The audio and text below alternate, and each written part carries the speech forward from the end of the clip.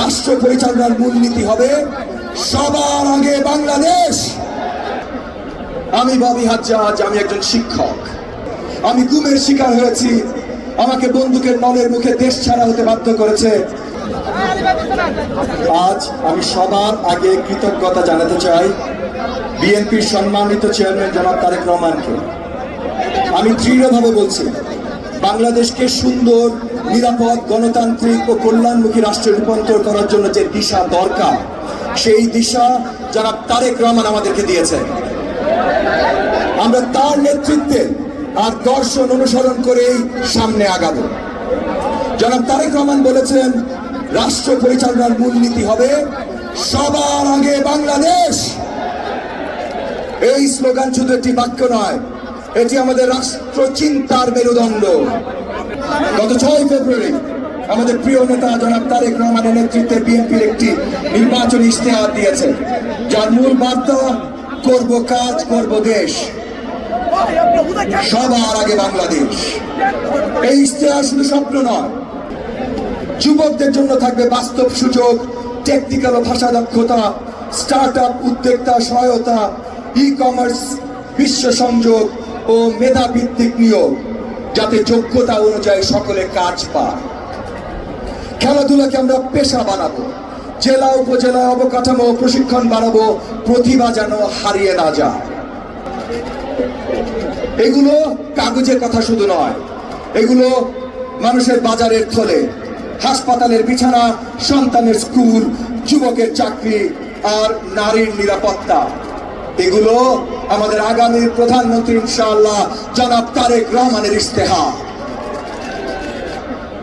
আমি ববি হাজ্জাজ, আমি একজন শিক্ষক।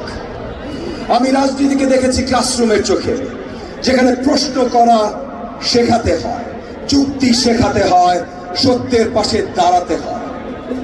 আর গত 1.5 দশক ধরে আমি এক কর্তৃত্ববাদী ব্যবস্থার বিরুদ্ধে আপোষহীনভাবে লড়াই করে এসেছি। আমি গুমের শিকার হয়েছি, আমাকে বন্দুকের নলের মুখে দেশ ছাড়া হতে বাধ্য করেছে।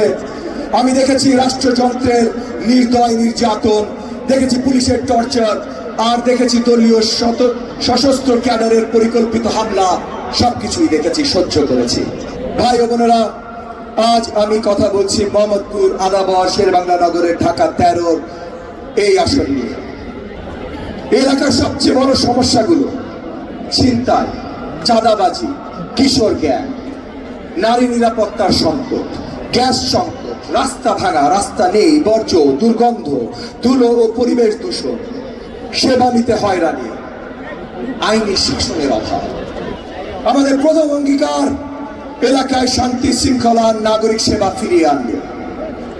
চাঁদাবাজি, সন্ত্রাসের বিরুদ্ধে আমাদের নীতি জিরো টলারেন্স। এলাকায় থাকবে 24/7 অভিযোগ গ্রহণ ও ফলো আপ সিস্টেম।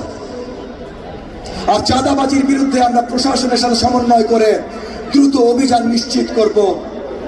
কারো পরিচয় বড় কথা নয়, আইন শক্তভাবে মানা হবে। এখানে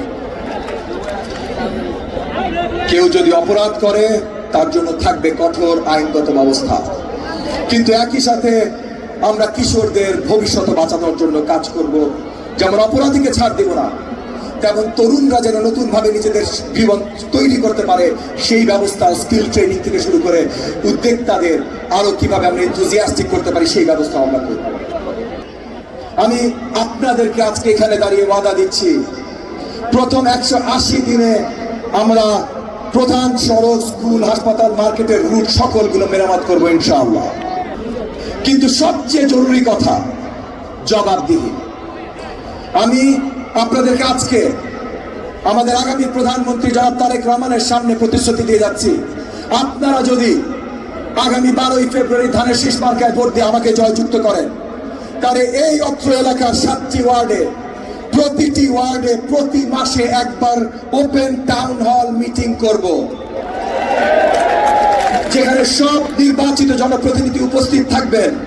জনগণ সরাসরি প্রশ্ন করবেন, অগ্রগতি দেখবেন, অভিযোগ তুলবেন এবং আমরা জনসম্মুখে হিসাব দিতে বাধ্য থাকব।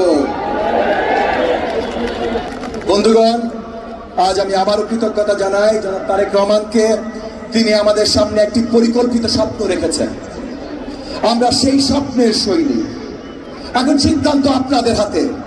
আপনি কি এমন বাংলাদেশ চান যেখানে ভোটের দাম আছে? আপনি কি এমন এলাকা চান যেখানে সন্ধ্যায় বের হতে ভয় লাগবে না?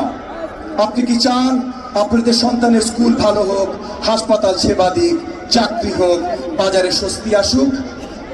তাহলে আসুন আমরা একসাথে সকলে শপথ করি, সবার আগে বাংলাদেশ। চলুন একসাথে বলি, সবাই বলি, সবার আগে বাংলাদেশ।